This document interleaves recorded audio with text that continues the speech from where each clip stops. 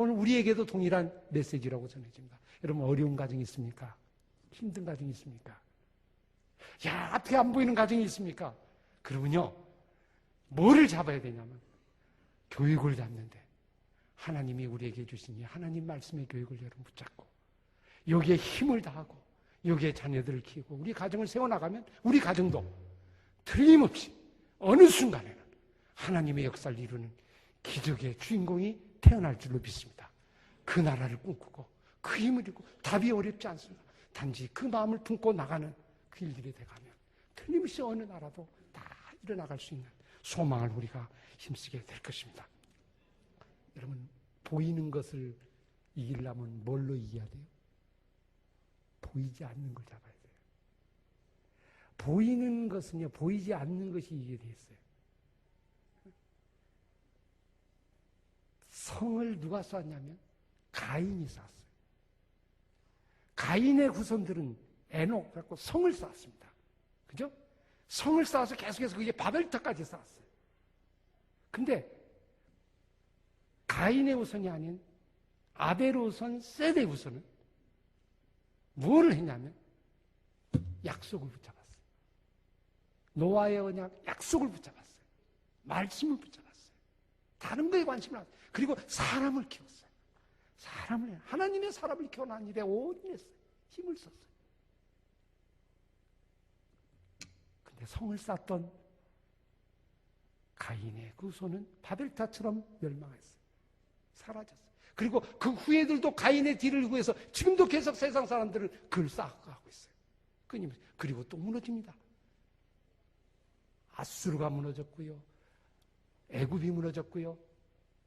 바벨론이 무너졌고요. 헬라가 무너졌고요. 페르시아가 무너졌고요. 로마가 무너졌어요. 공통점이 뭔지 아세요? 성을 쌓는 거예요. 땅을 정복하는 겁니다. 몽골 엄청난 땅을 정복했어요. 그러나 자녀 교육은 하지 않았어요. 교육은 그래서 망한 거예요. 그래서 사라진 거예요. 역사에서 사라진 거예요.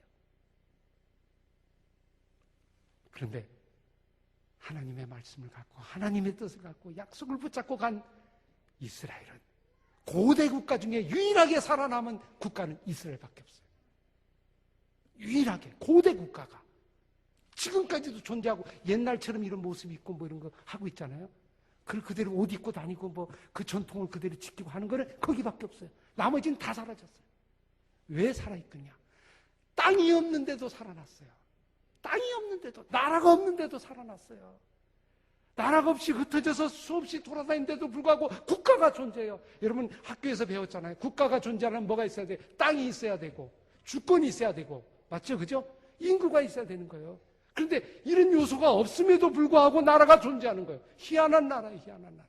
이상한 나라예요. 왜 그렇습니까? 하나님의 말씀을 가지고 가슴에 새기고 머리에 새기고 보이지 않는 힘을 마음속에 새겼기 때문에, 그죠? 영원한 거예요. 죽일 수가 없는 거예요. 빼앗을 수가 없는 거예요.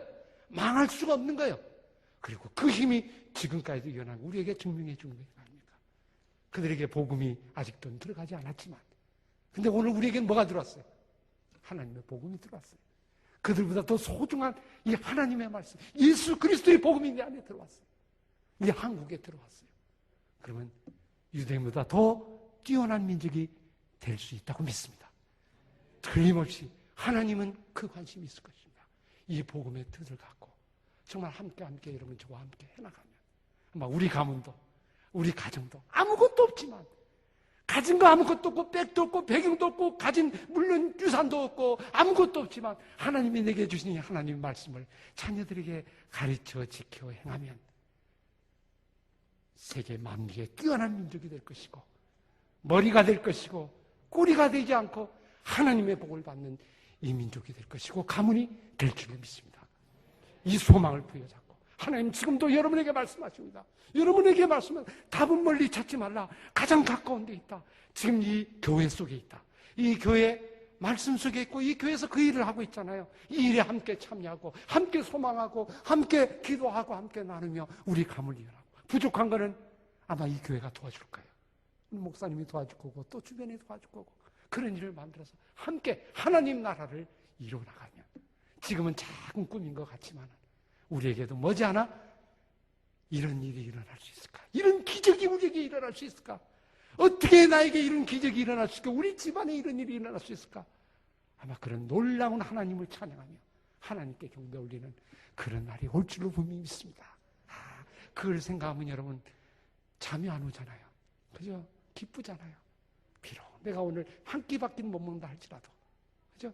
내가 배 굶고 아이를 제대로 못 키우고 학원도 잘 못 보내고 있고 내가 제대로 못 하고 있다고 하지만 내게 주신 예수 그리스도의 복음이 있고 하나님의 말씀이 내게 있는 한에는, 그죠?